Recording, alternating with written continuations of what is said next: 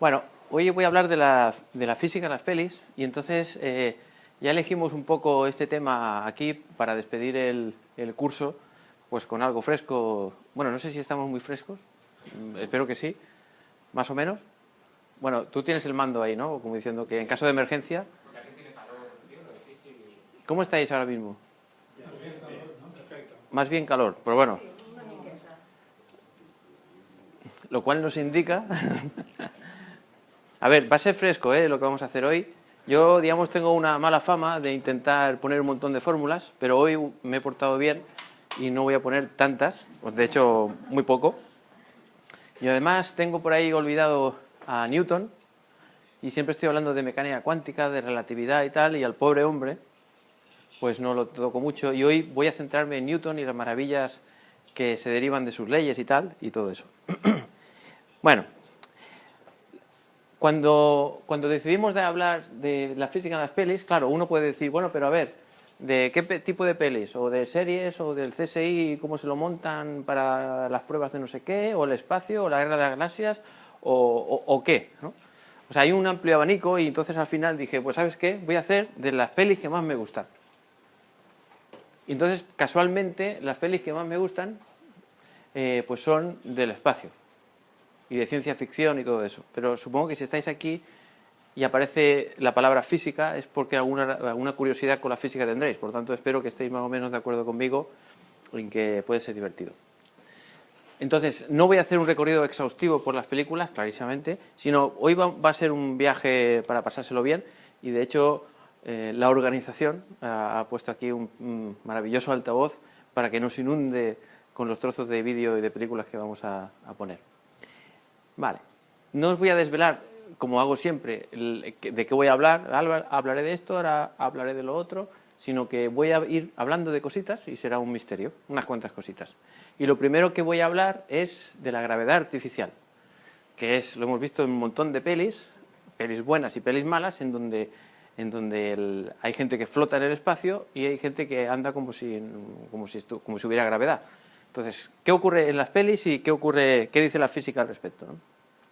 Entonces, para empezar, os voy a poner un fragmento de la película 2001 de Stanley Kubrick, que esto fue del 68. Vamos a ver si esto suena. La vemos, este trocito, y ahora comentamos.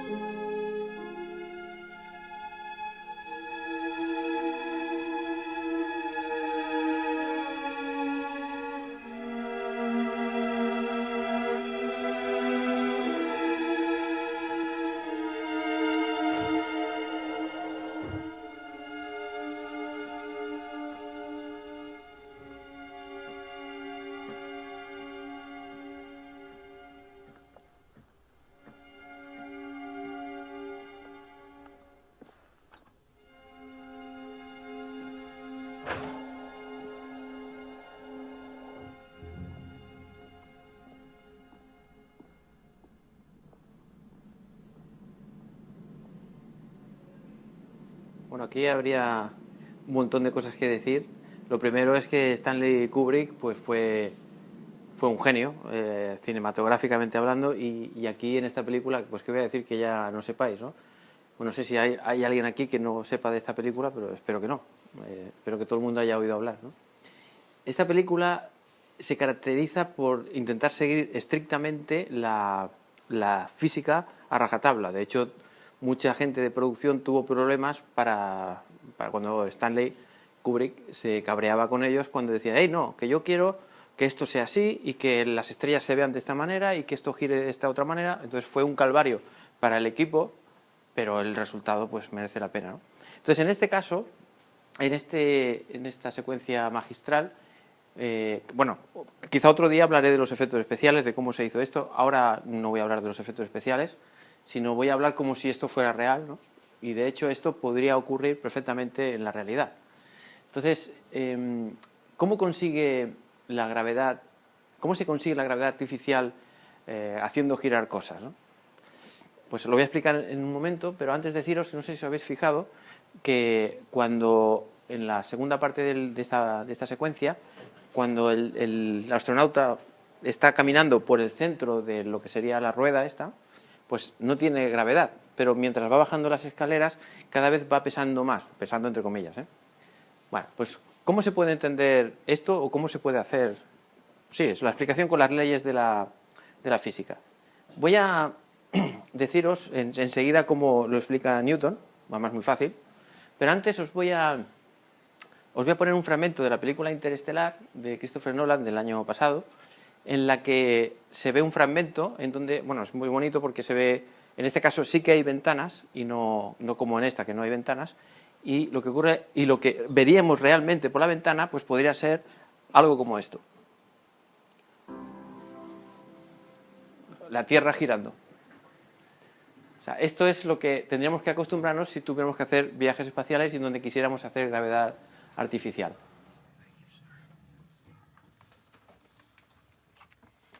Here, pills. So alone. We have each other. Dr. Mann had it worse. No, I mean, man. Perfect planet. We are not going to find another one like her. No, it's not like... Bueno, ¿qué es lo que ocurre aquí? O sea, ¿cómo se genera gravedad y qué pequeño problemilla tiene del que casi nunca se habla, pero hay un pequeño problema para este tipo de historias? Primero, ¿cómo se consigue? Y segundo, el problema. A ver, vamos a imaginar que tenemos aquí a un señor. Esto está en el vacío más absoluto, es decir, aquí no hay nada, solo hay un señor, una cuerda y algo fijo ahí puesto, y lo que hacemos es hacer girar al señor. Aquí no hay gravedad ni hay nada, ¿eh? Imaginaos que este señor está atado por una cuerda y que lo estamos dando vueltas. Entonces, ¿aquí qué es lo que ocurre? La cuerda está tensa, o sea, clarísimamente. ¿Por qué está tensa? Pues porque hay algo que tiende a alejar a la persona. Y entonces, por tanto, la cuerda, digamos, hace una fuerza para que no se aleje, ¿no? Esto sería una manera de conseguir gravedad, lo que pasa es que es un poco cutre, ¿no? Pero así se podría crear la sensación de gravedad. Lo mejor es poner un donut, una nave espacial, que dé vueltas y así no haga falta, digamos, la cuerda, ¿no? Y entonces esto sería un modelo sencillo de nave espacial que conseguiría el mismo efecto que una cuerda y le daría la sensación de gravedad. Y luego nosotros estaríamos mirando el universo de esta manera. O sea, nosotros no nos daría la sensación de que giramos, sino que gira el universo. No sentiríamos ningún mareo ni nada, porque para nosotros la gravedad está para abajo, todo es normal, pero el universo entero está girando. Esa es nuestra sensación, digamos, ¿no? No tendríamos mareos por eso, ni nada, ¿no?, del estilo. Entonces, la física que hay detrás es muy fácil. O sea, si uno aplica la segunda y la tercera ley de Newton, podemos ver que la gravedad artificial que se genera sigue esa fórmula de ahí arriba, que es el radio por la velocidad angular al cuadrado. El radio, o sea, si tú quieres saber cuánta aceleración hay aquí o en cualquier sitio, pues sustituye aquella r por la distancia desde aquí hasta donde quieras saber. La omega tiene que ver con lo rápido que está girando el donut, para entendernos. Y entonces, para generar, por ejemplo, una gravedad de 9,8, que es la gravedad que tenemos en la Tierra, pues bastaría, por ejemplo, un donut de 8 metros y que esté girando a 1,1 radián por segundo. O sea, unos 63 grados por segundo, más o menos, ¿no? Si eso se hace, entonces la gravedad aquí, en los pies, sería de 9,8. Pero la pregunta es, ¿la gravedad es la misma en todo el cuerpo de este hombre o de esta persona? No, en la cabeza, que estaría, digamos, a 6,5 metros, por decir algo, girando. O sea, en la fórmula tenemos que poner la misma omega, claro, porque todo el mundo está girando con la misma frecuencia angular, la misma velocidad angular. Pues si sustituimos en esa fórmula, pero con este nuevo radio de 6,5, tenemos que en la cabeza de esta persona solo hay, bueno, se ha reducido un poco la gravedad y ahora es 7,8. Por tanto, tendríamos que convivir con el hecho de que parece, esto es como si alguien nos estuviera estirando un poco. Esa es la sensación. Cuando sobre nuestro cuerpo actúan fuerzas que son diferentes en diferentes puntos del cuerpo, entonces la sensación neta es como si tuviéramos un ligero estiramiento del cuerpo. Leve, pero está, ¿no? ¿Es esto un problema? No sería un problema, porque además, más que un problema, sería una solución, porque ya sabéis que cuando se hagan los viajes largos, por ejemplo a Marte o a donde sea, uno de los problemas graves de salud que experimentan los astronautas es que la masa ósea y los músculos, pues digamos, cada vez se vuelve más débil y entonces puede causar problemas graves si estamos hablando de muchos meses, ¿no?, de viaje. Entonces, algo hay que hacer, algo que gire dentro de la nave, o toda la nave, o pequeños aparatos que uno se ponga en una especie de sala dentro de la nave espacial donde esté girando para darle su dosis de gravedad, ¿no? O sea, esto es importante.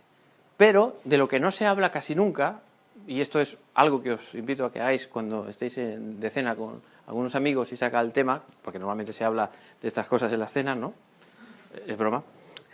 Pues cuando se hable de la gravedad y de la película 2001, tenéis que decir la siguiente cosa. En realidad, este señor que estaba ahí caminando, en verdad no caminaría tan dulcemente y ágilmente, sino que sufriría mareos, pérdida de control, vértigo y cosas de estas. ¿Por qué? Pues por la fuerza de Coriolis, esa que seguro que habéis oído alguna vez. A ver, no voy a explicar ahora de dónde viene la fuerza de Coriolis, pero sí que os digo que es estrictamente de las leyes de Newton y un pelín de cinemática, o sea, algo así como un poco de cuentos de la vieja, no hay nada raro aquí, es muy normal. Y creeros que así, a efectos prácticos, la aceleración de Coriolis aparece cuando hay cosas que están girando y podéis pensar perfectamente en esa fórmula de ahí arriba. Ahora digo, de hecho pongo un ejemplo, o sea que no hay problema, pero pensad, si queréis hacer experimentos en casa, que la aceleración de Coriolis, es decir, la nueva aceleración que surge cuando las cosas giran, es aquel término allí que es 2 por omega, donde omega es la velocidad con la que está girando el trasto, el donut este, y v radial. ¿Qué es v radial?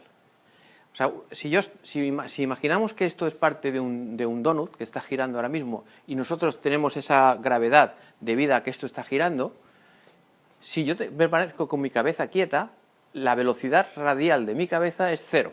¿Por qué? Pues porque no estoy ni bajando ni subiendo con respecto al radio. ¿Entendéis, no, lo que digo? Que ahí está el centro y todo esto forma parte de un gran donut que está girando, ¿no? Entonces, la distancia hacia el centro, hacia el centro que estaría ahí arriba, de mi cabeza, permanece constante. Pero si yo me muevo así, tengo una cierta velocidad radial. Entonces, es ahí donde aparece la aceleración de Coriolis. Solo en ese caso. Y entonces, la fórmula que dice, pues en valor absoluto, o sea, sin tener en cuenta el signo, la aceleración que sale, en el caso concreto de, por ejemplo, si nos levantamos, imaginaos que estamos sentados en este donut giratorio y nos levantamos a 1 metro por segundo. Mientras nos estemos levantando, sufriremos esa aceleración.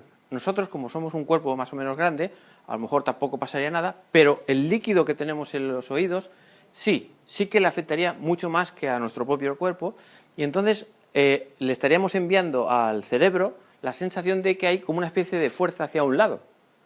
Y eso normalmente ocurre cuando estamos en una pendiente.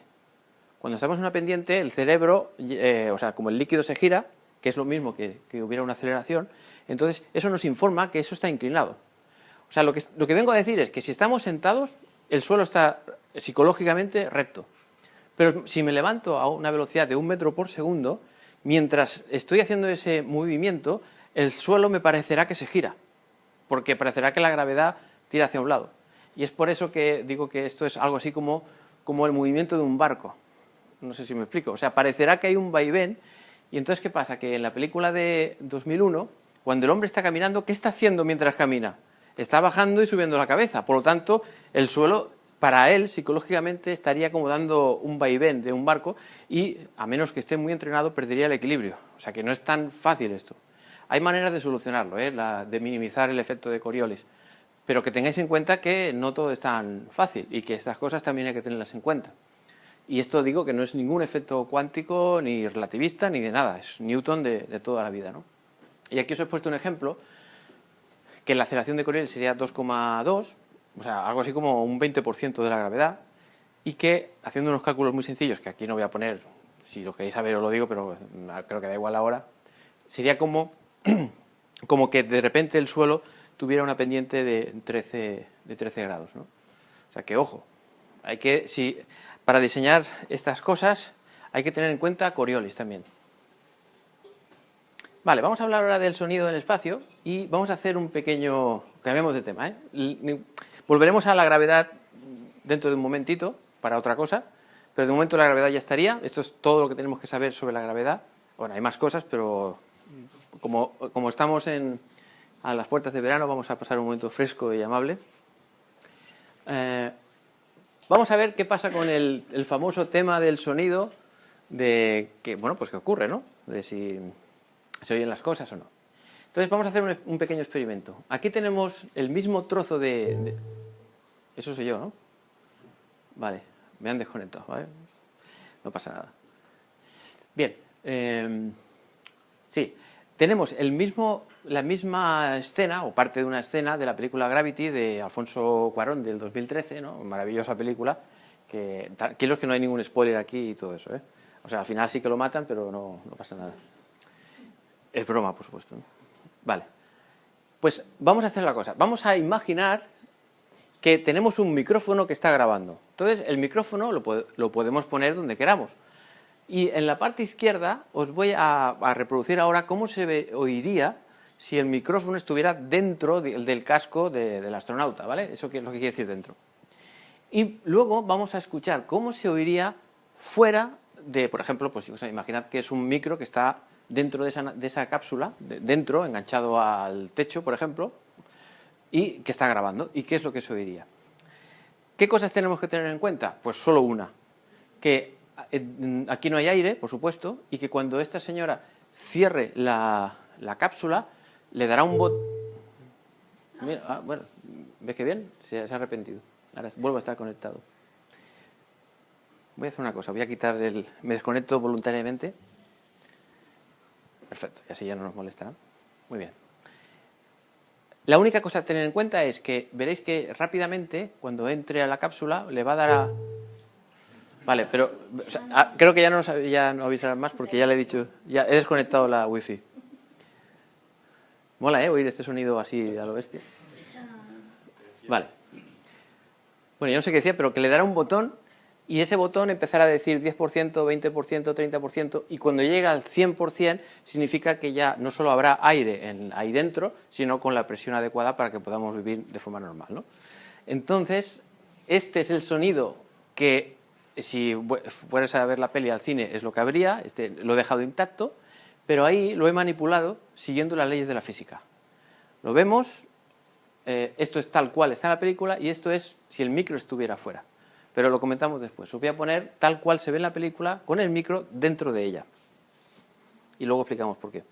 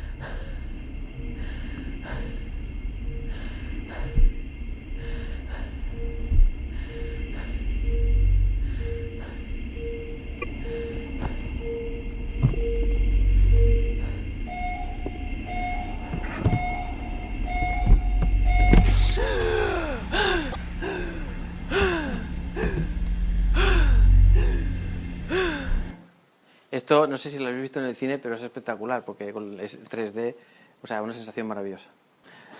Bueno, ¿qué vemos aquí?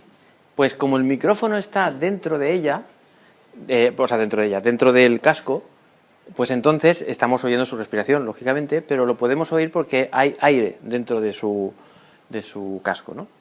Pero no oímos nada más de afuera, y no lo oímos por una sencilla razón, porque no hay aire, y entonces el sonido no se puede transmitir por el aire, ¿no? Pero sí que oímos sonidos extraños, ¿no? Como golpes graves, ¿no? O sea, como si estuviéramos dentro del agua, ¿no? Oímos cosas muy raras.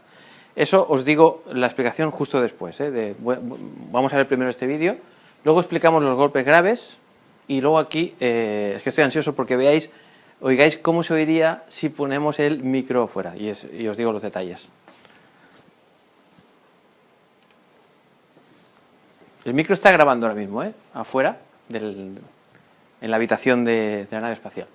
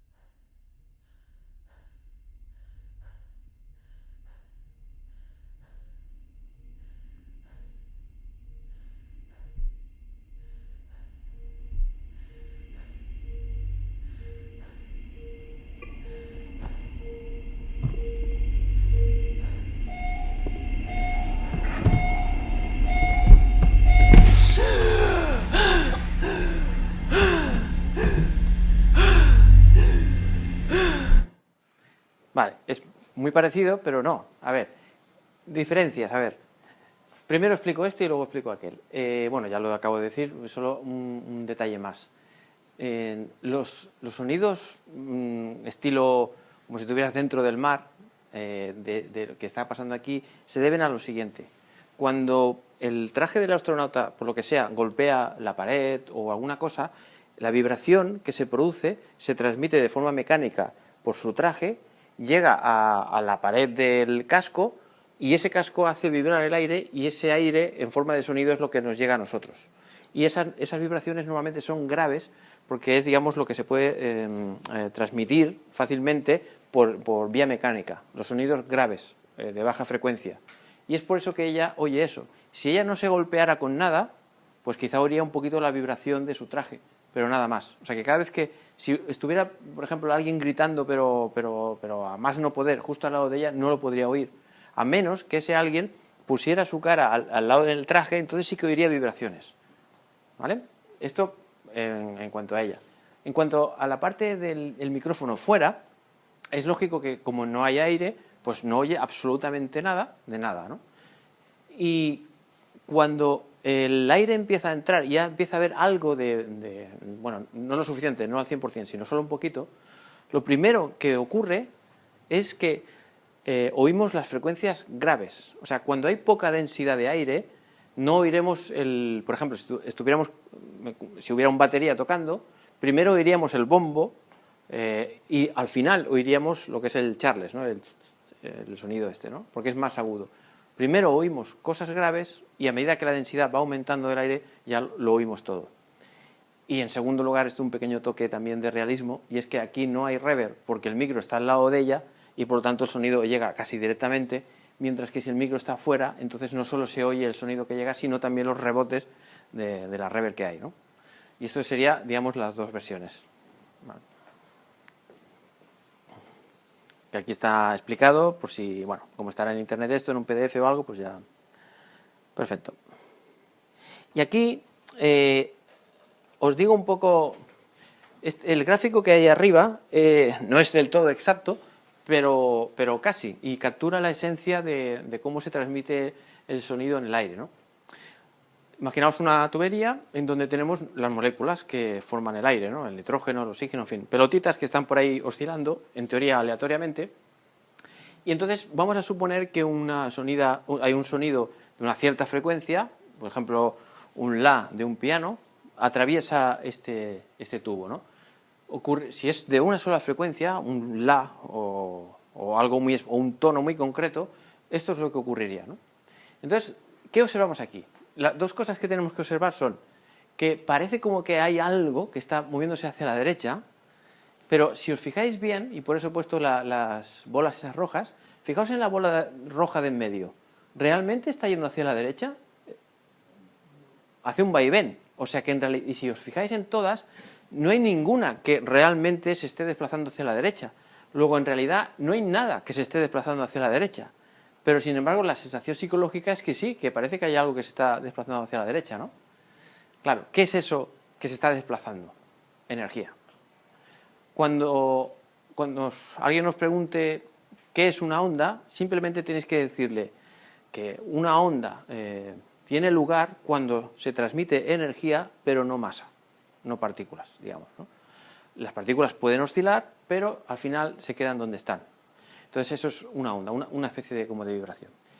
Entonces, ¿qué es lo que ocurre aquí? ¿Por qué se le llama ondas de presión al sonido?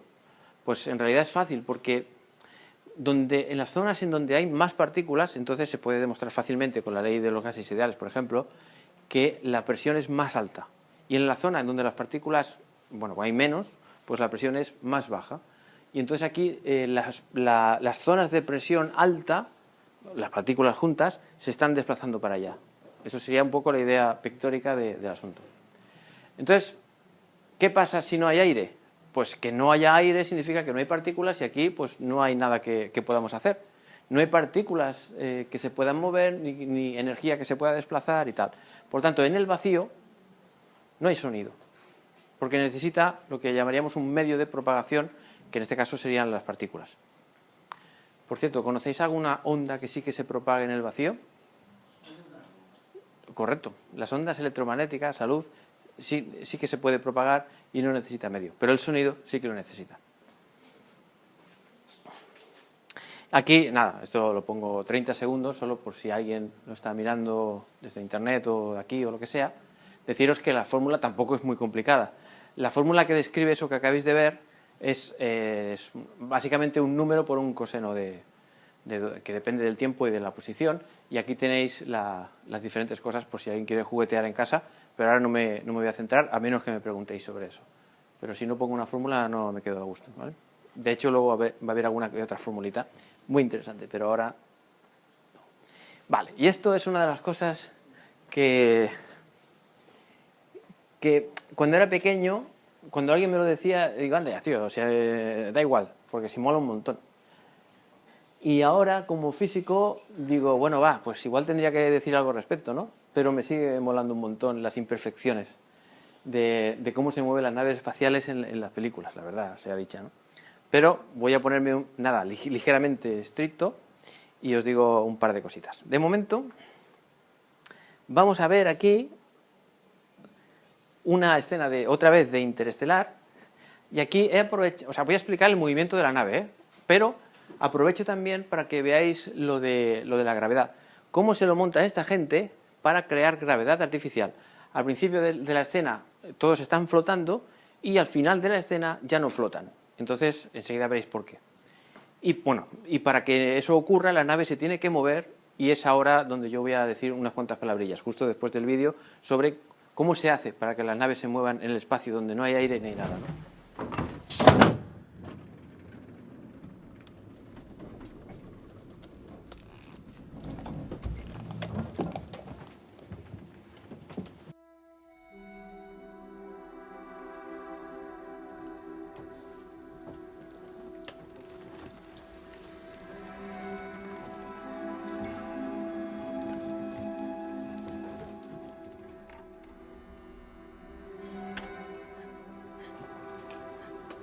La puerta nos está cargando. No pasa nada.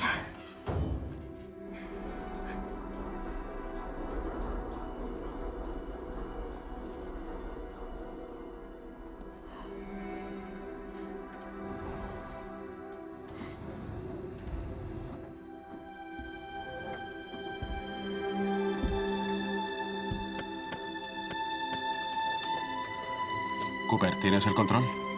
Lo tengo. Comunicación con el módulo anular activa.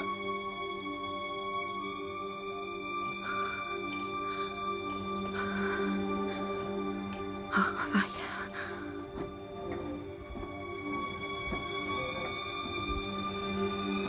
Iniciando.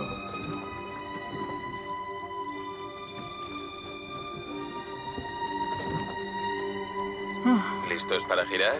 Un segundo.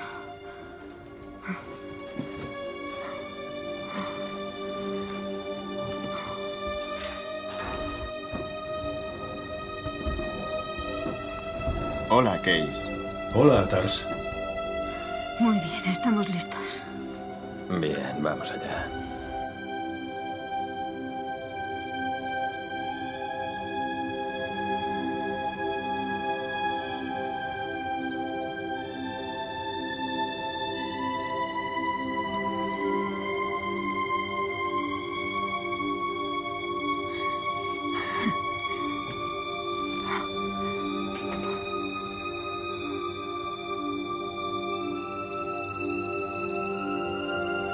Girando al 30%.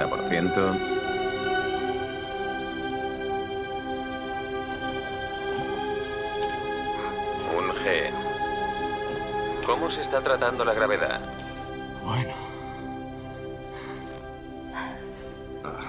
Romilly, ¿estás bien? Sí, ¿Seguro? sí, dame un segundo. Vale, creo que tenemos Dramamine en la cápsula habitacional. Voy a ver. Vale. A lo mejor en las criocámaras, no tardo.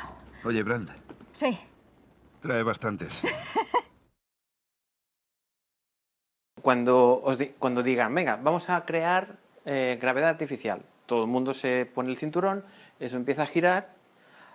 Claro, hay un mareo bastante grande, porque pasas del reposo de que no hay fuerzas a una fuerza que tira hacia ti, ves que está dando todo vueltas, o sea, es una sensación un pelín angustiosa, digamos, ¿no? Pero al final, si no miras por la ventana, te parece que está todo normal, y si miras por la ventana ves que está todo dando vueltas, pero tú te parece que aquí no está dando nada de vueltas, ¿no? O sea, es una sensación muy peculiar y muy realista, ¿no? Pero bueno, lo que yo quería decir ahora es el tema del movimiento de las naves espaciales. A ver, la primera pregunta que hay que responder es, ¿por qué vuelan los aviones? ¿Cómo? Bueno, todo es energía, o sea que seguro que la energía tiene algo que ver. Pero, por ejemplo, si digo, ¿cómo me levanto por la mañana? También puedo decir por la energía, ¿no?, que tengo. O sea que la energía sería muy general. Bueno, sin entrar en debates ni cosas intensas, básicamente los aviones pueden volar básicamente porque hay aire. Y entonces el aire nos ayuda a crear fuerzas donde si no sería imposible, ¿vale? La tercera ley de Newton también nos ayuda un poco, ¿eh? Pero si no hubiera aire, entonces no se puede volar, digamos, ¿no? Bueno, se puede volar. Sí que se puede, pero no de la manera estándar, ¿no? Entonces, cuando no hay nada en el espacio, no hay aire que te ayude a poner ahí unas alas para que te empujen hacia no se sabe dónde, entonces no hay más remedio que utilizar lo que se llama la ley de la cantidad de conservación de la cantidad de movimiento, que básicamente en plan traducido es vamos a lanzar cosas hacia un lado para que nos movamos hacia el otro, ¿no?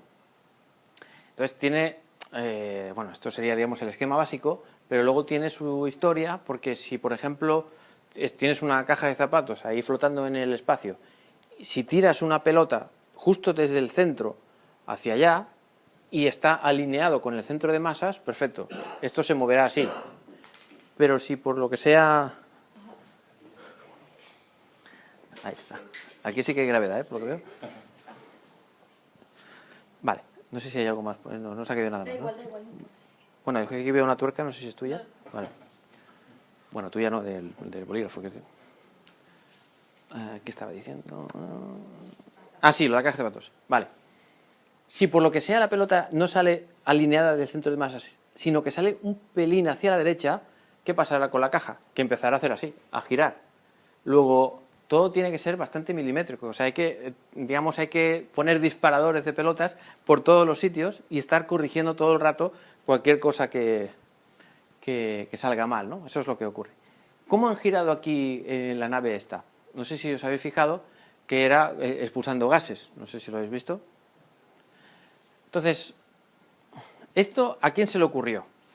A ver, yo ahora podría decir a un tío tal que dijo esto y tal, pero tengo muchísima curiosidad porque veáis el primer momento donde sí que voy a poner algunas formulillas, va a ser solo un par de diapositivas, pero es que merece la pena porque en el año 60 y algo, mientras Kennedy iba diciendo iremos a la luna y tal, pues un tío ruso dijo, a ver, ¿cómo podíamos aquí hacer cosas, utilizar las leyes de la física para mover cajas de zapatos, ¿no? Entonces os voy a poner una de las ecuaciones más sencillas pero más potentes que utiliza la NASA a diario. Bueno, esto sería, digamos, como primero de GB para ellos, pero por aquí empiezan, ¿no? Y siguen un poco más, pero tampoco mucho más. O sea que lo primero que se les explicaría seguramente a los astronautas, ingenieros o lo que sea, en sus clases para ir al espacio sería esto, la ecuación de Tsiolkovsky. ¿Qué dice esta ecuación? Bueno, la ecuación dice esto, que dicho así me parece un poco raro, pero déjame que os diga un poco de dónde viene esto. Los que no les guste las matemáticas, nada, tened paciencia, esto va a durar solo un momento. No duele, ¿eh? A ver, vamos a imaginar que en vez de expulsar gas y complicar la vida un poco, que tenemos una caja de zapatos y una pelotita enganchada a esa caja de zapatos. Entonces, todo ese conjunto, pongamos que se está moviendo a una cierta velocidad v. Vale, eso antes. Y justo después, vamos a suponer que hay un resorte o un muelle o alguna cosa en la caja esa azul, de forma que se suelta la pelota roja y sale disparada a una velocidad muy grande u. ¿Vale? Hacia la izquierda. U es la velocidad que tiene la pelotita roja esa con respecto a la caja. Entonces, claro, como esa U es respecto a la caja, hay que añadirle más V, porque esa pelotita, acordémonos, que estaba yendo a una cierta velocidad V. Y si después ella se suelta con una velocidad U hacia el otro lado, la velocidad que realmente tiene es menos U más la que ya tenía, que era V. Vale. Entonces, cuando la pelota sale disparada, todos sabemos, de alguna manera, lo de los rifles, ¿no? Que cuando disparas una bala, el rifle se tira para atrás, pues ya intuimos que ese objeto, en la caja azul, pues va a tener no la velocidad que tenía antes, V, sino V más un poquito. Y un poquito en matemáticas se pone incremento de V. Entonces hay una cosa en física que es muy importante, que es la cantidad de movimiento, que se le llama P, y la cantidad de movimiento simplemente es la masa que tiene la partícula por la velocidad de la partícula. Entonces, ¿qué cantidad de movimiento teníamos antes? Pues la cantidad de movimiento de la pelotita roja más la cantidad de movimiento de la caja azul. Y pongo la misma V porque los dos iban a la misma velocidad V. ¿Qué pasa después? Pues también lo mismo, masa por velocidad, eso es la cantidad de movimiento. Pero ahora la masa roja tiene esa velocidad y la masa azul grande pues tiene esa otra velocidad.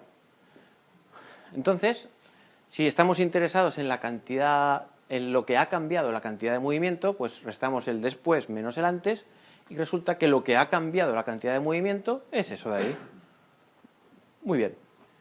Y ahora yo pregunto, vale, ¿y ahora qué hacemos, no, con eso? Pues ahora es cuando viene lo poderoso y maravilloso que es el cálculo infinitesimal, que no voy a explicar ahora ni mucho menos, pero solo creedme que el cálculo infinitesimal te permite lo que voy a hacer ahora, y además es ultra correcto lo que voy a decir. Simplemente creéroslo y ya está. Pero a poco que hagáis un poquito de cálculo infinitesimal o diferencial, estaréis de acuerdo conmigo. O sea, el truco que hago con esto de la bolita y tal es el siguiente. Digo, a ver, una cosa. Vale, hemos llegado que el cambio en cantidad de movimiento es eso de ahí. Vale.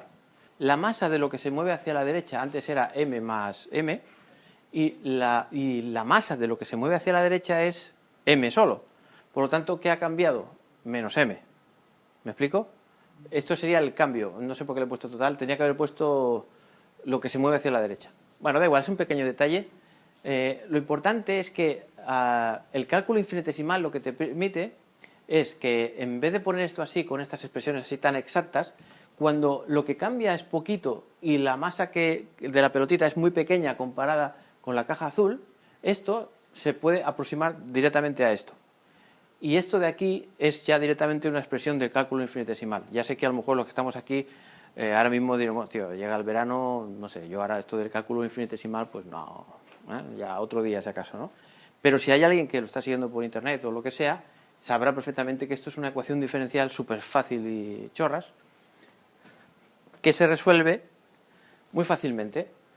Simplemente pasamos al otro lado restando, pasamos la m dividiendo y hacemos una integral. La integral de v es v y la integral de 1 partido m es el logaritmo. Y ponemos las condiciones iniciales. Ya digo, estos son ecuaciones diferenciales súper fáciles, de verdad, creedme. Y llegamos a esta expresión que es lo que a mí me interesa. Pero lo que yo quería deciros con solo 2 diapositivas y un pequeño despiste por mi parte, I'm so sorry, lo que quería decir es que con solo 2 diapositivas y un pelín de cálculo infinitesimal podemos llegar a lo que llegó el señor Tsiolkovsky, ¿vale? Y lo que es más importante, que tenemos una fórmula para decir, a ver, ¿tú a qué velocidad quieres ir? Cohete. Pues mira, yo quiero ir a, yo qué sé, a 500 metros por segundo. Bueno, pues el Tsiolkovsky este lo que diría es, vale, dime a qué velocidad tienes ahora. Digo, bueno, pues 0, vale. ¿A qué velocidad estás lanzando las pelotitas o el gas hacia allá? A tanto. ¿Cuánta masa tiene todo tu sistema, incluido el combustible? Tanto. ¿Cuánta masa te vas a quedar al final, cuando hayas expulsado todo? Tanto. Vale, pues yo te digo la velocidad a la que vas a ir. Un ejemplo. De hecho, esta es la fórmula que utilizan con pequeñas modificaciones y alguna complicación. Es la fórmula que se utiliza en la NASA directamente. O sea, no, con alguna complicación más y tal, ¿eh? Ejemplo. Tenemos una nave espacial de una cierta masa, la que sea, m sub 0. Quieto. Lanzamos combustible, es decir, un gas, como el que habéis visto en la película, son como muchas pelotitas rojas, ¿no? Lanzamos gas a 20 metros por segundo. Y después de estar unos segundos haciendo eso, o un minuto, o lo que queráis, unos segundos, vemos que si toda la nave espacial, incluida el combustible y todo, tenía el 100% de su masa, pues ahora se ha reducido en un 5% y ahora nos queda que el conjunto global solo tiene un 95% de la masa que tenía antes. Eso es lo que se ha reducido, ¿no? Vale, pues entonces ponemos todos esos datos ahí para saber a qué velocidad va a ir ese cohete. La velocidad inicial es 0 porque estaba quieto, la velocidad con la que lanza el chorro es 20 metros por segundo, la masa inicial es la que sea, no importa, lo que importa es el tanto por ciento que se reduce. Entonces la masa final es el 95%, se tacha esto, se hace estos numeritos y da un mísero metro por segundo. ¿Dónde está la clave aquí? Porque uno cuando habla de cohetes piensa que esto va a ir a toda tralla, ¿no? ¿Dónde está aquí el secreto? ¿Dónde creéis que está el secreto para que vaya más rápido? ¿Qué es lo que hacen que los ingenieros estén luchando siempre para intentar conseguirlo? Correcto, correcto. O sea, lo que trabajan los ingenieros, por lo menos los clásicos, porque ahora se están intentando hacer motores más guay, digamos, ¿no? Con otros sistemas, pero los de propulsión a chorro, lo que siempre han intentado es generar una reacción química de forma que la expulsión de los gases sea lo más rápida posible, porque cuanto más rápida sea, más velocidad final conseguiremos. Espacio-tiempo, ¿no? Sería también. ¿Cómo? Gravedad, masa, espacio-tiempo, ¿no? Que sería la inversa. Pues no entiendo lo que quieres decir. La velocidad masa con la gravedad del escape, la velocidad de escape de la nave. Sí, bueno, sigo sin entender, pero bueno, luego ya me lo explica porque ahora no... Sería otro también. Sí. Bueno, la cuestión es que los motores mejores son aquellos que tienen una U bien grande. Y entonces, pues, podéis buscar en internet y, por ejemplo, modelo tal de propulsor, ¿no? Pues, esto creo que tiene un nombre, yo le he puesto U porque me gusta, no sé por qué me gusta la U, realmente me gusta, por eso la he puesto, pero en realidad pues se puede llamar VE de escape, o hay gente que le llama thrust de empuje en inglés. Bueno, todo tipo de nombres para que parezca que es muy complicado, pero en verdad es una chorrada como una casa, ¿vale? Ya habéis visto, si sabéis un poquito de cálculo infinitesimal, os digo que esto es una chorrada como una casa, ¿vale? Y podéis hacer jueguecitos y tal. Por supuesto, si por lo que sea nuestro... Dime. Sí, no importaría también la cantidad de chorro, porque la Sí, sí que importa, fíjate. Claro, claro, es que esta es la magia, es una ecuación que es precisamente lo que va a decir. Si tu motor, por ejemplo, expulsa solo, yo que sé, a 20 metros por segundo y no hay nada más que hacer, pues entonces, pues vale, pues que lo expulse rápido. Bueno, rápido si quieres que la velocidad la quiera pronto, ¿no? Pero al final, si te despojas de, yo que sé, del 80% de todo el combustible, pues entonces aquí dará un número muy alto y puedes conseguir también, ¿no?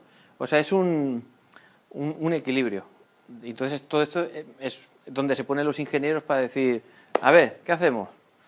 ¿Reducimos la masa tal o miramos que aumente la U? En fin, y ahí es donde viene toda la historia. Pero esta es, digamos, la Biblia de un ingeniero, o el comienzo al menos.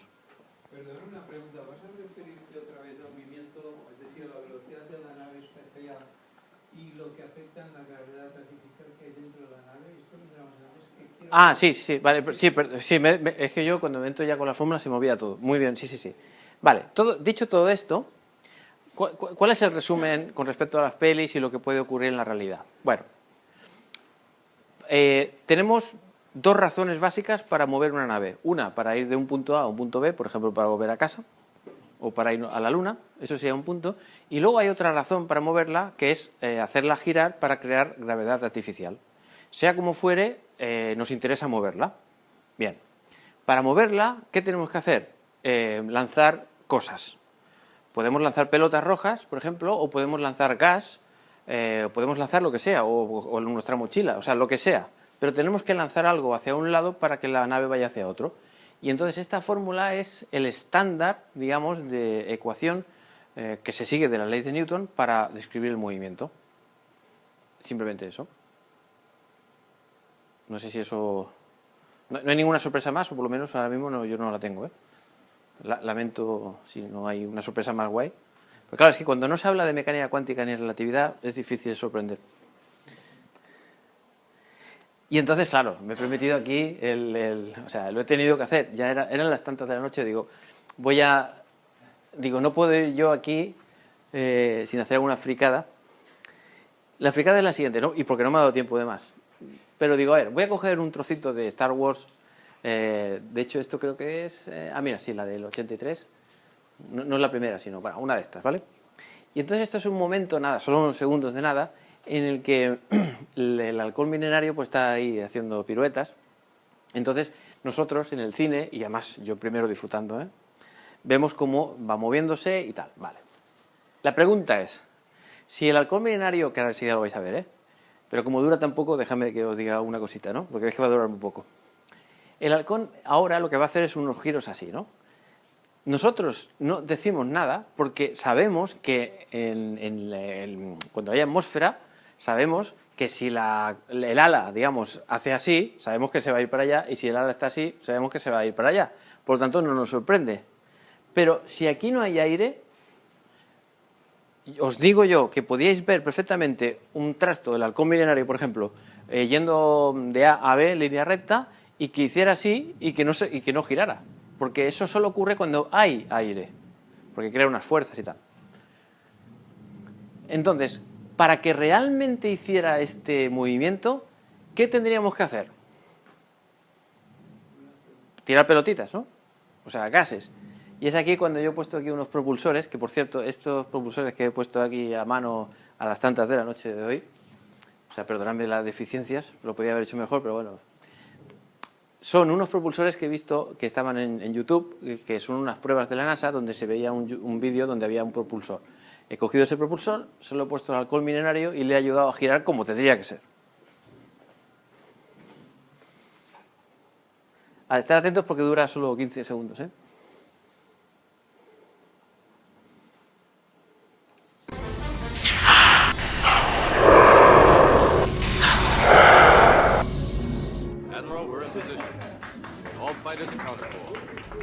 Proceed with the countdown.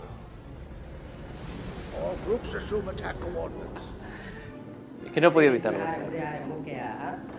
Don't worry, my friend's down there. Let that shield down on time. Pero es que además el sonido es real del vídeo este, es el ruido que hace el propulsor. Pero también está mal, porque oiríamos algo O sea que, pero ya que estamos con Star Wars y pasar un buen rato, pues eso. ¿Vale? Y lo que acabo de decir tampoco sería muy guay. O sea, para que una nave espacial se moviera así... De hecho, yo creo que lo que ocurrirá en el futuro, esto es una cosa que no lo he visto en ningún sitio, pero me imagino que si busco en Internet y busco opiniones, seguro que estaríamos de acuerdo todos. Yo creo que cuando tengamos que ir a hacer guerras al espacio y tal, ¿no? Yo que sé, los rusos contra los americanos, pero arriba, ¿no? Por decir algo, dentro de 100 años, yo creo que cuando tengamos las naves espaciales estas, los cazas, pero del espacio, yo creo que habrá unos mandos muy parecidos a los que hay en los aviones de caza y tal, y conectados a un ordenador, de forma que cuando se girara, todos los surtidores, digamos, de gas, se pusieran todos de acuerdo para generar el mismo movimiento que se esperaría en la atmósfera. Estoy convencido, porque el ser humano llevará tanto tiempo cazando, los cazas de la atmósfera, que seguramente harán eso. Y como un ordenador lo puede controlar todo, pues ya está. Pero bueno, esto sería, con chorritos, ya no es tan guay. Y por cierto, déjame que os diga la otra cosa. ¿Creéis que hace falta que las lucecitas, los fuegos estos, el propulsor que tiene detrás el halcón milenario esté encendido todo el rato? No, porque si quieres ir de un punto A a un punto B, hace así, irás a una cierta velocidad, lo apagas, irá así, ¿no? Pero claro, no queda tan bonito. Y yo espero que... Bueno, no digo nada porque lo digo después. Vale. La otra cosa... bueno, pues, ¿qué voy a deciros, no? Las típicas preguntas que... No sé si esto sale en las pelis o no, pero o lo respondo o me muero, digamos, ¿no? La pregunta... ¿Quién nos ha hecho esta pregunta alguna vez? A ver. ¿Qué película era la de Desafío Total? ¿Era o cuál era? Que explotaba, me parece, ¿no? La gente por ahí en Marte o no sé qué. Sí, sí, en Marte, ¿no? Vale. Bueno, ¿explotaríamos en el espacio? ¿Qué creéis? Bueno, contigo sí que nos quitamos el casco y todo eso. Sin miedo. Sin miedo, sí, ¿no?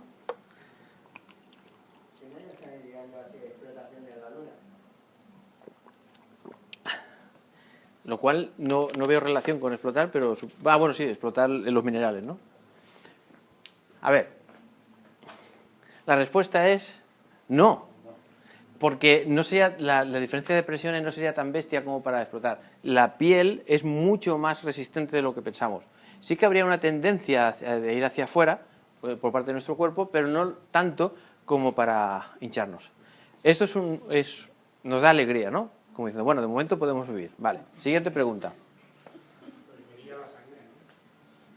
Mira, casi sin saberlo, fíjate cuál es la siguiente pregunta.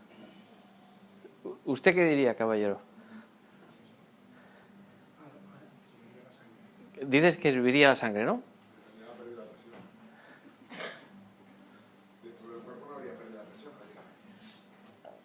Por lo tanto, o sea, tenemos aquí un debate que voy a resolver rápido con un clic, ¿vale? O sea, que tampoco... Pero efectivamente, o sea, ¿qué significa hervir? Hervir significa que el líquido se convierte en gas, ¿no? Como que hay como vapor, ¿no? Digamos, se convierte en vapor. Entonces, o sea, que se evapora, vamos. Entonces, ¿qué es lo que mantiene a un líquido líquido? La presión atmosférica. Si de repente quitas la presión, el líquido, algo así, si yo me pusiera en la piel del líquido, yo una molécula de líquido diría, por fin soy libre de volar, ¿vale? Porque no hay una presión que me está conteniendo contra el vaso, digamos, ¿no? De agua, por decir algo. Por lo tanto, si no hay presión, entonces las moléculas de fluido pues se expandirían y lo que se podríamos decir que, bueno, herviría. ¿Por qué se pone la palabra hervir en vez de evaporarse? Porque ya sabéis que el acto de evaporarse hace que coja calor, o sea, quite calor de donde se está yendo. Y entonces pues da una sensación, digamos, muy desagradable, ¿no? Mira, acabo de poner la respuesta aquí. Ya sabéis la respuesta. No, vale. Pero lo que sí que efectivamente herviría es todos los líquidos que estuvieran en contacto con el vacío. Entonces sí, porque eso es la saliva y tal, diría, por fin soy libre. Y marcharía y herviría. Y de hecho hay un caso en los años 60 o 70, o ahora no recuerdo, no. Bueno, por ahí hubo un caso de que se olvidaron a un señor durante 14... Esto es un caso real, que ocurrió creo que en la NASA. Se olvidaron a un señor en una cámara de vacío durante 14 segundos, al pobre. Y entonces sobrevivió. Sobrevivió, pero lo último que recuerda antes de desmayarse, que es lo que viene después, es que le estaba hirviendo la saliva. O sea, que es real. Pero sobrevivió. Nos congelaríamos, ya he puesto la solución, ¿no? Vaya hombre. Aquí lo tenéis. No nos congelaríamos porque para que el calor se transmita, digamos, de un sitio a otro, necesita haber un medio de conducción. Y como no hay nada en el vacío, bueno, sí que hay, pero muy poco, como si no hubiera nada, pues entonces no puede conducirse fácilmente, resulta ser aislante. Y por lo tanto no escaparía, digamos, el calor tan fácilmente. Al final sí por radiación, que sería por ondas electromagnéticas. Pero tardaría bastante y para eso ya estaremos... Bueno, no digo nada. Sí, sí. Efectivamente, porque además la radiación, en fin, bueno, o sea, un desastre. Pero bueno. ¿Cómo moriríamos? Digamos, es una buena pregunta veraniega, ¿vale? Pues nada, 10 o 15 segundos y nos quedamos ahí desmayados, pues simplemente porque no tendríamos oxígeno, porque todos los gases escogerían todos los sitios o ranuras que fuera posible para escapar de ahí. Y luego, evidentemente, como no tenemos oxígeno de vuelta, pues desmayados sin oxígeno, ¿no? Y bueno, y después cuando ya estuviéramos desmayados, luego ya empezaría a romperse los conductos, empezaría la sangre a salir por allí, a hervirse, bueno, o sea, un desastre. Es lo que muchas veces cuando me da por pensar en estas cosas digo, claro, estamos viviendo en un paraíso terrenal, pero un poquito más arriba está el infierno más puro y duro, que es el espacio vacío. Eso es, no hay cosa peor que eso, donde es imposible la vida, ¿no? En fin. No muy oscuro, pero hay estrellas. Sí, correcto. Que iluminan la noche. Y hablando de estrellitas, sé que esto estrictamente no es de pelis, pero bueno, voy a poner una peli, va. Venga. Un fragmento de la...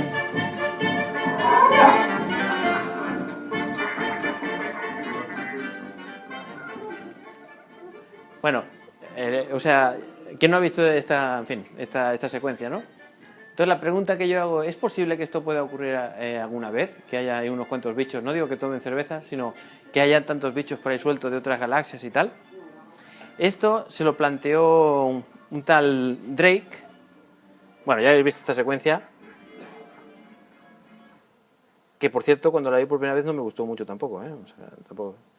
Bueno, pues Drake, un astrónomo a finales de los 60, dijo, oye, ¿hay vida extraterrestre? Y si la hay, ¿qué posibilidades hay de contactar con ella y tal? Entonces se hizo él y su equipo, ¿la conocéis, lo de la ecuación de Drake? ¿No? Vale. Pues este señor se hizo una pregunta. Dijo, a ver, ¿cuál es el número de civilizaciones que podrían comunicarse con nosotros en nuestra galaxia? Solo, nuestra galaxia, la Vía Láctea, no en otras galaxias, ¿no? O sea, en la que estamos metidos, ¿no? O sea, en nuestro barrio, para entenderlo, ¿no? Y entonces dijo, bueno, la fórmula que se inventó, bueno, vale, se le llama fórmula porque hay un igual y unas multiplicaciones, pero esto no es una fórmula, esto es un cuento de la vieja, que es, vamos a multiplicar por un montón de números y cada número nos viene a decir cuanto mayor sea ese número, más probable es que haya civilizaciones, ¿no? Entonces dijo, bueno, a ver, ¿qué cosas son importantes? Pues él consideró que el ritmo con que se formaban nuevas estrellas sería importante, que es la R. F es la probabilidad de que, digamos, o la fracción de estrellas que tienen planetas en su órbita, etcétera, etcétera, ¿no? Esto lo dejo aquí por si lo queréis leer, estará, ya digo, en internet. Y se hizo, bueno, pues preguntas de ese estilo, ¿no? O sea, parámetros de este estilo, ¿no? Que tienen que ver con, a ver, por ejemplo, FC. Es la fracción de esos planetas donde la vida inteligente ha desarrollado una tecnología e intenta comunicarse. O sea, primero, que haya estrellas, que esas estrellas tengan planetas en la zona habitable, que no estén muy cerca ni estén muy lejos del Sol. Que, aun estando ahí, pues que se cree vida. Pero, aun creándose la vida, que sea inteligente. Pero, aun creándose inteligente, que dure el tiempo suficiente para poder desarrollar tecnología, etcétera, etcétera, ¿no? Todos estos factores, ¿no? Y entonces hizo el cálculo y le salió esto. 10, solo 10. Y mira que grande, ¿eh? Así que la cosa está futuda, ¿no? Porque luego, a pesar de que pudieran, digamos, conectarse, claro, tendría que haber pasado el tiempo suficiente para que, si por lo que sea les ha dado por mandar una señal electromagnética, pues que estemos esperando el 1.000.000 de años que hace falta para que llegue. O sea que sí que habrá vida a lo mejor, pero para pillarla tenemos un poco futut. Y estamos ya a punto de acabar la charla. Voy a hablar de un par de cosas más, rápidas, pero muy rápidas. Esto es solo un repaso. Los viajes en el tiempo son una constante en las pelis. Y no voy a hablar demasiado en eso porque ya hicimos aquí creo que fue la última, ¿no? Creo que fue la última en la que hablé de los viajes en el tiempo. O sea que hay una charla que está colgada en el YouTube en donde hablo de esto, ¿no? Y ahí explico cositas, ¿no?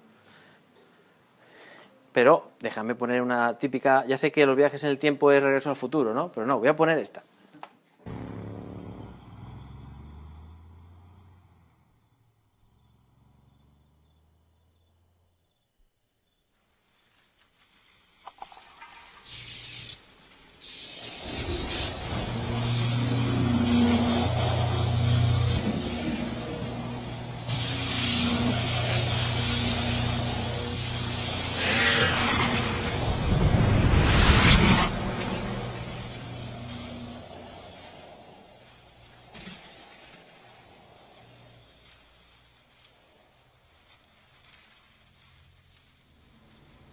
Pues nada, este buen hombre acaba de llegar del futuro. ¿Es esto posible?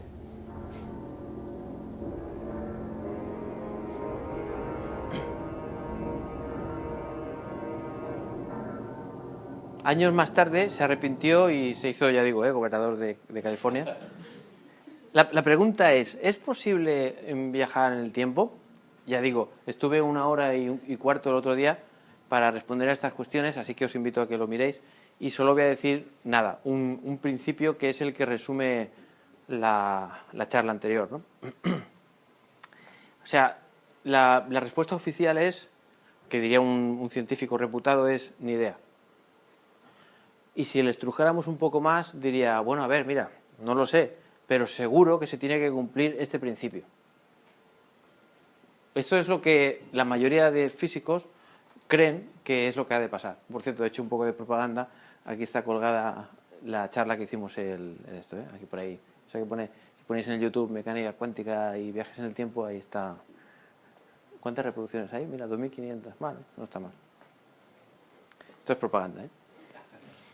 Pero bueno, aparte de la propaganda, esto es con lo que os traté de explicar en esta charla y que digo ahora solo rápidamente, que es que creemos que este señor tiene razón, que es Novikov, un ruso. Y lo que viene a decir este señor es que si un evento existiese y provocase una paradoja o cualquier cambio al pasado que lo provoque, entonces la probabilidad de ese evento es cero. Es decir, ¿qué puede ser un suceso? Pues que vaya al pasado y mate a mi abuelo, ¿no? Que esto es el estándar de los viajes en el tiempo. Vaya usted, mate al abuelo y tal, ¿no? Perdón por los abuelos que hay aquí, pero ya sabéis que es la paradoja del abuelo y no sé por qué le llaman la paradoja del abuelo.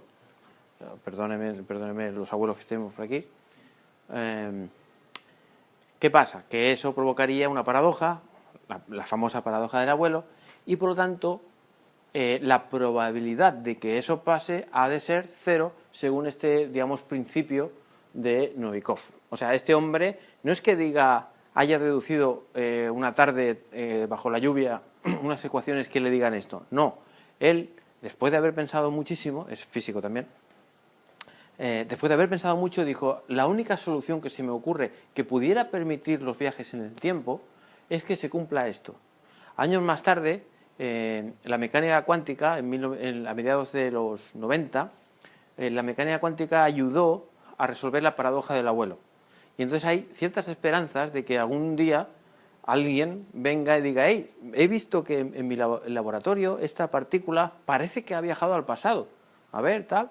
Si eso ocurriera, habrían dos cosas que nos preocuparía. Primero, cómo lo ha hecho. Y segundo, si cumple con todo lo que se cree que tiene que ha de pasar, como por ejemplo el principio de Novikov. O sea, y luego también deciros, tengo que decirlo porque si no estaría mal que no lo dijera, que Kip Thorne, que es un físico reputado, que por cierto es el asesor de la película Interestelar, pues este hombre ha recibido varios encargos, uno del Carl Sagan para la película de Contacto. Oye, ¿cómo podríamos hacerlo para que hubiera una especie de viaje en el tiempo y tal? Y entonces es cuando se puso a investigar, precisamente para la película y el libro, sobre los agujeros de gusano, que es el mecanismo que más se cree que podría ser, aunque tiene un montón de problemas, digo para viajar en el tiempo, tiene un montón de problemas que se cierran y habría que rodearlos de antimateria para que no se cerraran, bueno, y de hacer pelotas importantes, pero esos son mecanismos para viajar en el tiempo. Pero lo que estamos hablando con este señor es, si se pudiera viajar al tiempo, todos sabemos que tendría contradicciones, ¿cómo las manejamos? Y estos son, digamos, las dos cosas que... Bueno, ya digo, podéis echar un vistazo a la charla del otro día, que está aquí, y si os interesa el tema, ¿no? La otra cosa, esto es ya prácticamente lo último, la otra cosa que sale en las películas, pues es la teleportación o teletransportación. Hay gente que le llama de una forma y gente de otra, ¿no? ¿Quién se inventó esto en el cine? Pues vamos a 1979. Red line on the transporter, Mr. Scott. Transporter, do not engage. It's too late. They're beaming now. Do you read me, Starfleet? Override us. Pull them back. Able to retrieve their pattern, Enterprise.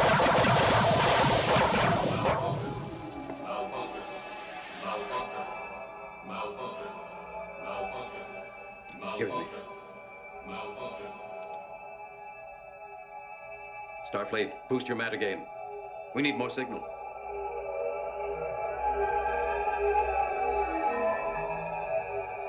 More signal.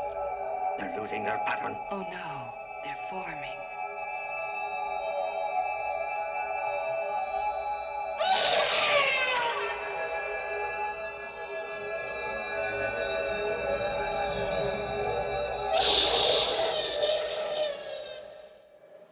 Yo si hubiera visto con 8 años esto, me hubiera acojonado, ¿eh? Bueno, quería poner, no sé si la habéis visto, bueno, yo no la he visto, tampoco soy muy de Star Trek, claro, yo soy más de Star Wars. Pero esto creo, si no estoy equivocado, que fue la primera película de Star Trek del mundo este, ¿no? En el 79, ¿no? Y esta es una escena en la que la teleportación, hacer desaparecer un humano en un sitio y hacerlo aparecer en otro, pues fue mal, como habéis visto, ¿no? Entonces, la pregunta es, esto que estamos tan acostumbrados y tal, ¿qué dice la física? ¿Es posible o no? Supongo que la respuesta ya la sabéis, ¿no? ¿Sabéis la respuesta o no? O sea, si os ponen un cuchillo, os ponen contra la pared y os preguntan, ¿usted se puede teletransportar o no?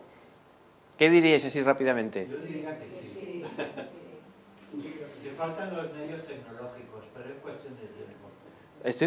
I'm flipping, digamos, con vuestra respuesta. Porque yo pensaba que hubierais dicho, pues claro que no. Lo cual quiere decir que hay mucha mente imaginativa y creativa en esta sala, o sea que ya está guay. O sea, digamos, con un par de cojones, digamos, ¿no? O sea, no, muy bien. Efectivamente, digamos, claro, a ver, hago un inciso súper rápido con el tema de YouTube e Internet.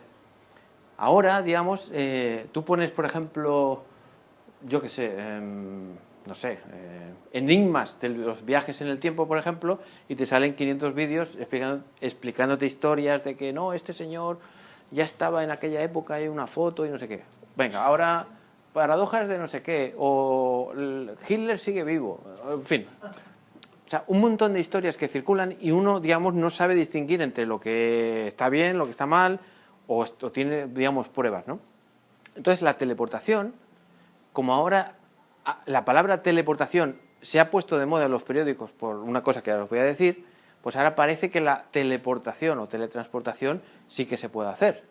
Pero, ojo, no digo si se podrá hacer o no en el futuro, pero a día de hoy es prácticamente no, ¿vale? Prácticamente no.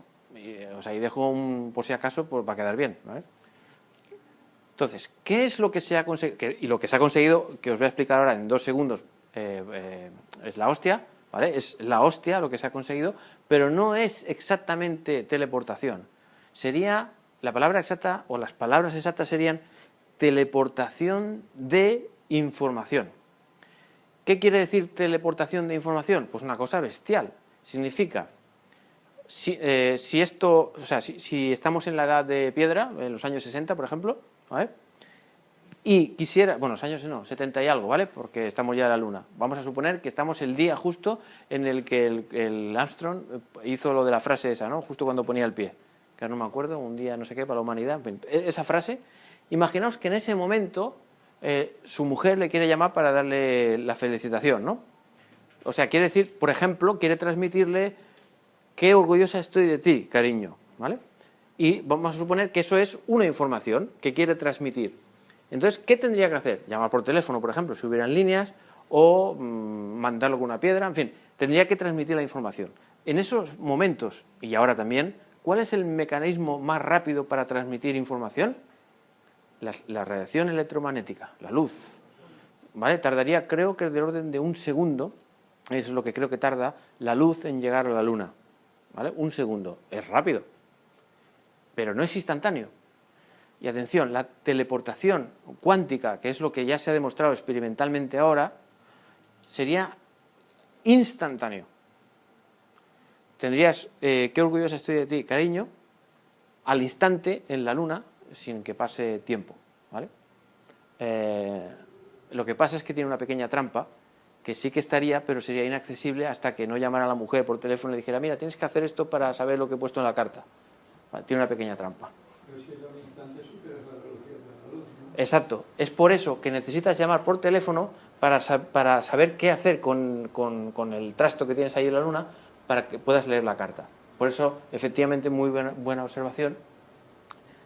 La teletransportación no sería útil a menos que alguien te llame por teléfono y te diga lo que tienes que hacer. Todo esto también, como llevo aquí unos cuantos años explicando cositas, pues también dediqué un día a la teleportación cuántica, también está en YouTube, y ahí pues si os interesa os doy los detalles y es autocontenido en el sentido de que tiene fórmulas, pero las explico paso a paso y todo el rollo. Y ahí podéis ver un poco y efectivamente lo que acaba de decir usted efectivamente es eso. Necesitas llamar por teléfono o hacer algo porque si no superarías la velocidad de la luz. Entonces, nada, o sea, es decir, que en las películas cuando aparezca la teleportación, lo de la mosca, por ejemplo, en la película de la mosca en la que me parece que no recuerdo el argumento, pero que sale algo mal y se mezclan las moléculas, todo eso, desgraciadamente para nuestra avidez de ciencia ficción no existe y no se prevé que pueda ocurrir. Pero la teleportación cuántica sí, os animo a que veáis el vídeo o investiguéis por vuestra cuenta porque es algo fantástico. Y nada, nos vamos ya.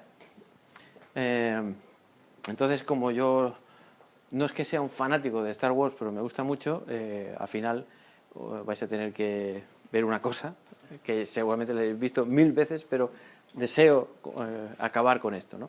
¿Por qué? A ver, porque las 2 grandes conclusiones que he sacado al hacer este recopilatorio de películas y toda mi experiencia, y seguro que la vuestra también, es que efectivamente el rigor científico no está reñido con una buena película, Odisea 2001 en el espacio, Interestelar, Gravity y un montón de películas más que tienen un rigor estricto, científico, y son muy buenas de ver a nivel cinematográfico. Y otras pelis que no tienen nada, como Star Wars. Star Wars está llena de fallos, entre comillas, de física. Las naves espaciales no se pueden mover como se mueven, si no sean con gases, el sonido no se oye, los motores no se oyen, la espada láser no se puede hacer porque la luz no puede acabar aquí, en todo caso seguiría recto hasta no sé dónde, y en todo caso si acabara aquí, cuando chocara con otra no haría un ruido como de... sino no haría nada, simplemente, en fin. O sea, está llena de fallos por todos los lados, ¿no? Pero no buscamos eso, buscamos otras cosas. No sé qué buscará cada uno en las pelis, pero en Star Wars uno puede buscar, por ejemplo, pues la religión, porque la religión está escondida, pero eso es otra historia. Pero la religión está escondida, una espiritualidad está escondida en Star Wars en el fondo, ¿no? Por lo tanto, disfrutemos de las naves y todo eso y ya está, ¿no? Y es por eso que quiero acabar con un tráiler que habéis visto seguro, y si no lo habéis visto, pues no, es imposible que no lo hayáis visto, y que es como el colofón final de que, oye, sí, soy físico, pero también quiero disfrutar y quiero muchos motores a toda hostia y espadas láseres y lo que sea, ¿no?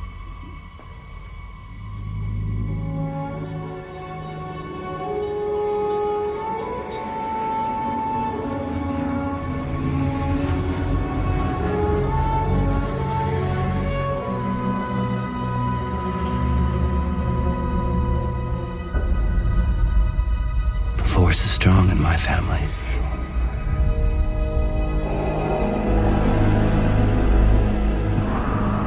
My father has it.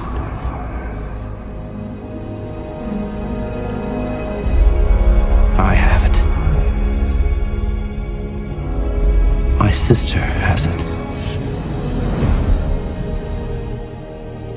You have that power too.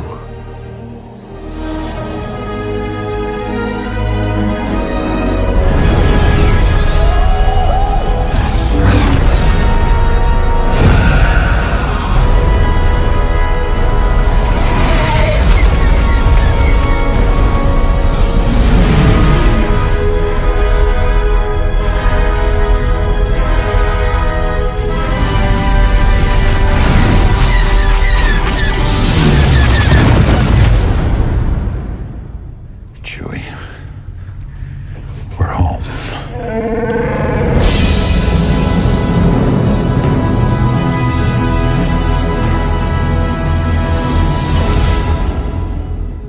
Pues ya está, esto es todo, amigos.